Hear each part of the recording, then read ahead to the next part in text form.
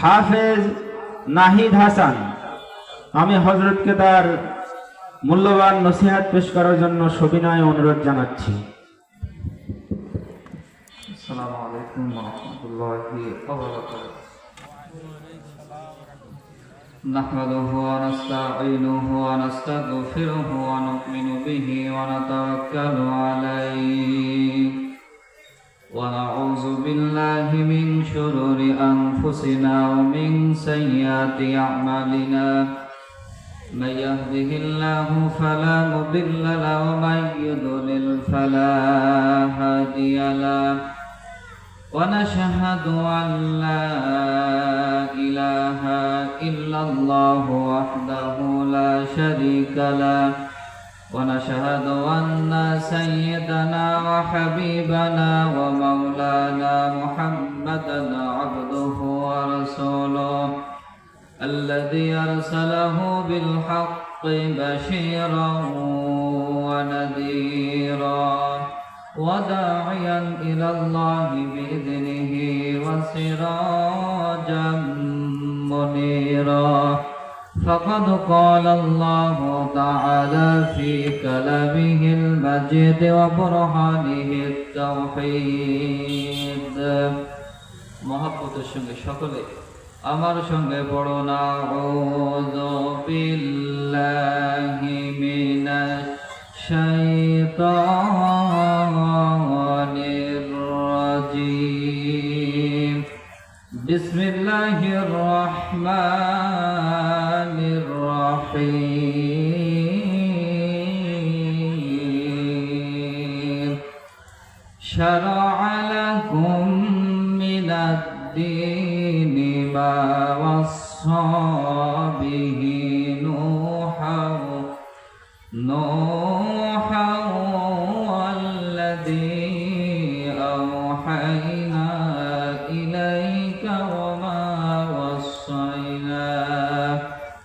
إليك وما وصينا به إبراهيم وموسى وعيسى أن أقيموا الدين ولا تتفرقوا فيه.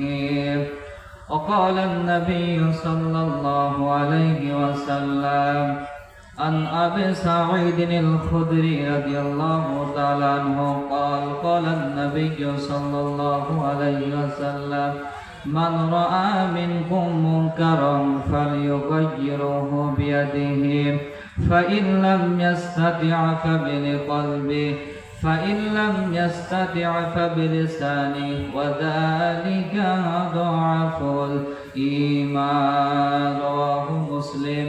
إن الله وملائكته يصلون على النبي يا أيها الذين آمنوا صلوا عليه وسلموا تسليما. اللهم صل على سيدنا مولانا محمد وعلى آل سيدنا مولانا محمد. হারিয়ে যাব একদিন আমি রব নাই ভুবন চিরদিন। হারিয়ে যাব একদিন আমি রব নাই ভুবন চিরদিন। ক্ষমা করে দিও তোমরা আমার, ক্ষমা করে দিও তোমরা আমার, ভুল করে থাকি যদি কোনো দিন।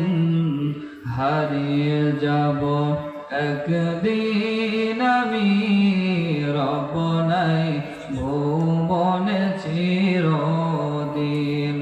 بلغ العلا بكماله كشف الدجى بجماله حسنت جميع خصاله صلوا عليه وعليه الحمد لله ঐতিহ্যবাহী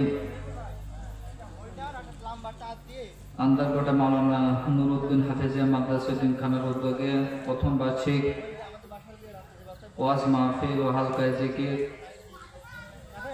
আজকের মাহফিল উপস্থিত ওলামা একরাম সহ সামনে বসা মুরব্বী বাবাজিরা, পর্দার আড়ালে অবস্থানরত মা এবং বোনেরা, সকলের প্রতি আমার আন্তরিক সালাম। আসসালামু আলাইকুম ওয়া রাহমাতুল্লাহি ওয়া বারাকাতুহু। সম্মানিত হাজিরিন, আমরা এখানে পবিত্র কুরআনুল কারীম শোনার জন্য বসেছি, কি বলেন ঠিক কিনা? আমি ওই মহাগ্রন্থ কোরআন থেকে সূরা সূরা পরামর্শ সূরা 13 নম্বর আয়াতে কারিমা তেলাওয়াত করেছি। আপনাদের সামনে কিছু কথা বলে দোয়া নিয়ে আল্লাহ রাব্বুল আলামিন আমাকে আপনাকে সকলকে জানার প্রতি আমল করার তৌফিক দান করুন। সকলে বলেন আল্লাহুম্মা আমিন। সম্মানিত হাজিরিন, আল্লাহ রাব্বুল আলামিন পবিত্র কুরআনুল কারীম সূরা সূরার 13 নম্বর আয়াতে সুন্দর করে জানিয়ে দিলেন, শারআ লাকুম মিনাদ দীনি মা ওয়াসসা বিহি নূহা ওয়াল্লাযী আওহাইনা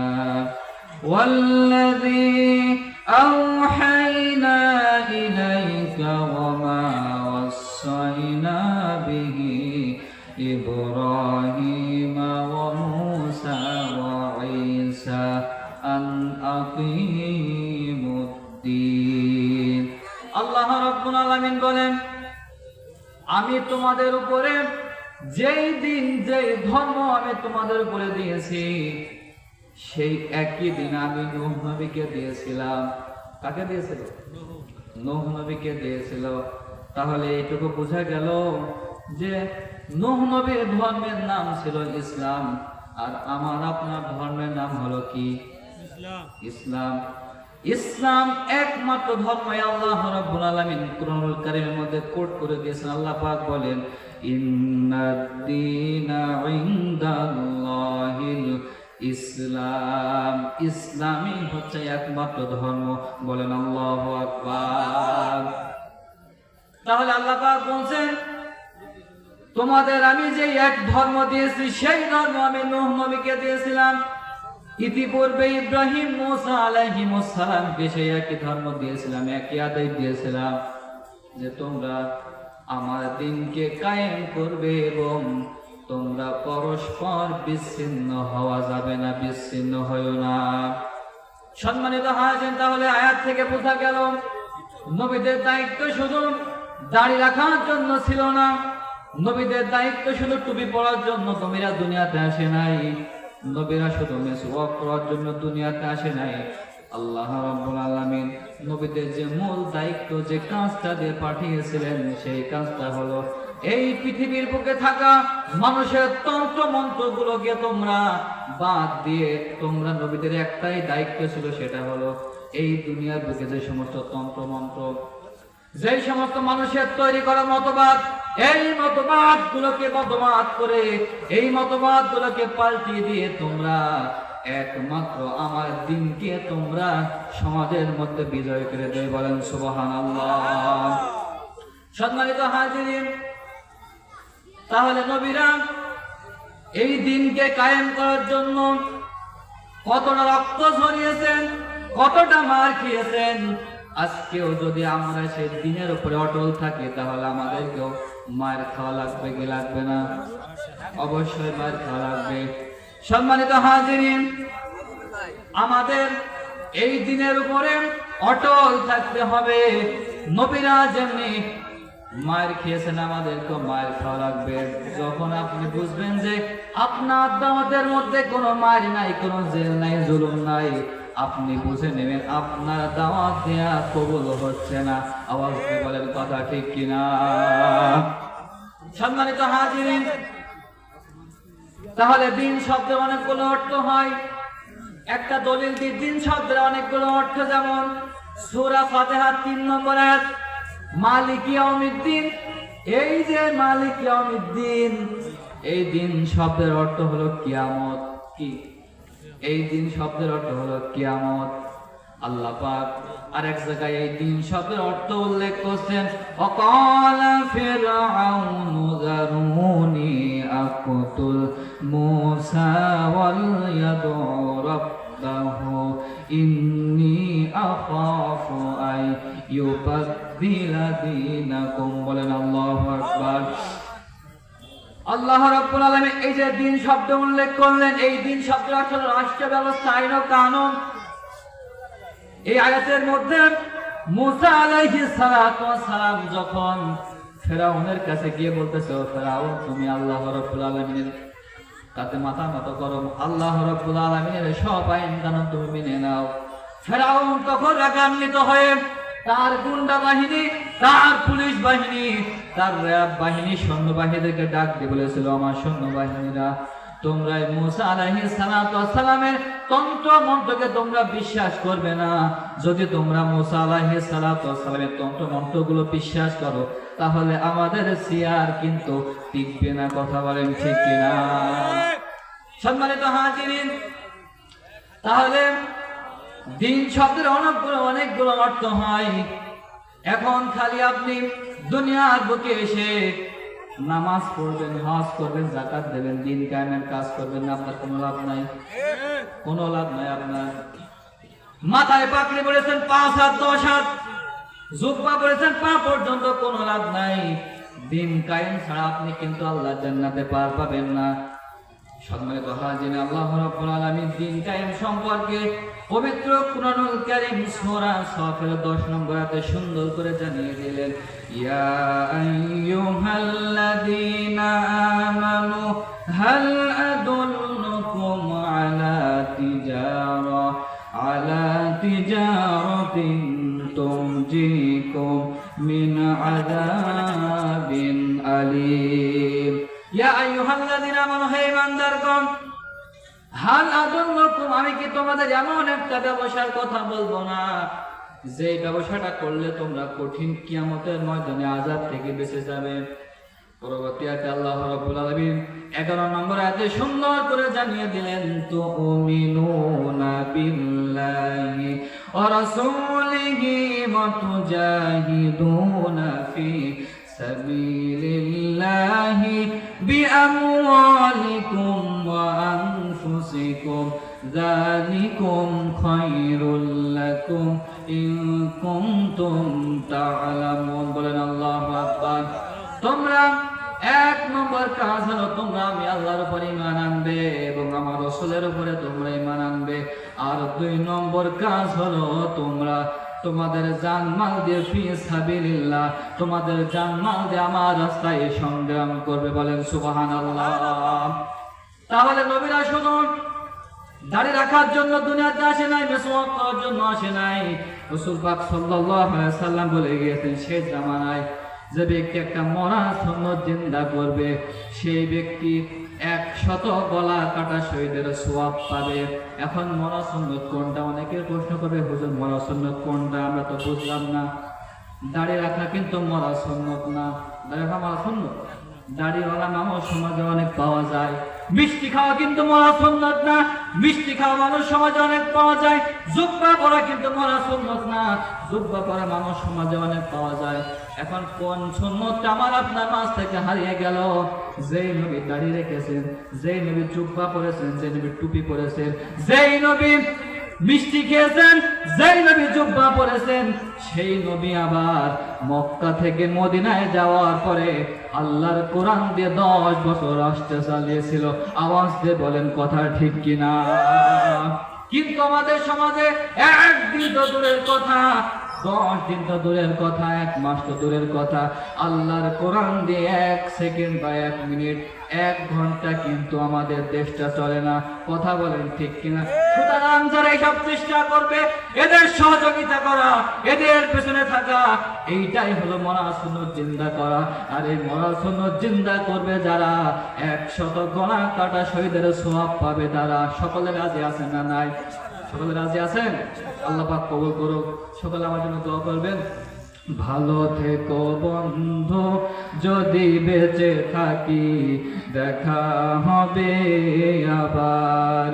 চারিদিকে মৃত্যুর হাহাকার শুনি, কন্দন হৃদয়ে আমার। মনটাকে ধুয়ে মুছে সাফ করে নাও, মনটাকে ধুয়ে মুছে সাফ করে নাও। সময় বুঝি হয়েছে যাবার, দেখা হবে আবার। ভালো থাকেন সবাই যদি বেঁচে থাকি দেখা হবে আবার। চারিদিকে মৃত্যুর হাহাকার শুনি, কন্দন হৃদয়ে আমার।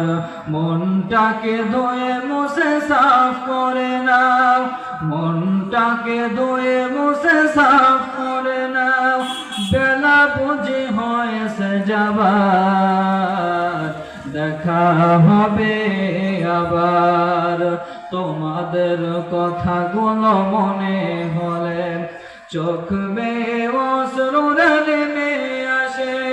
দুঃখের সাগর হতে বহে নীরবে, স্মৃতির পাতা যেন আপনি ভাষা। আওয়াজ দিয়ে বলেন ঠিক কিনা?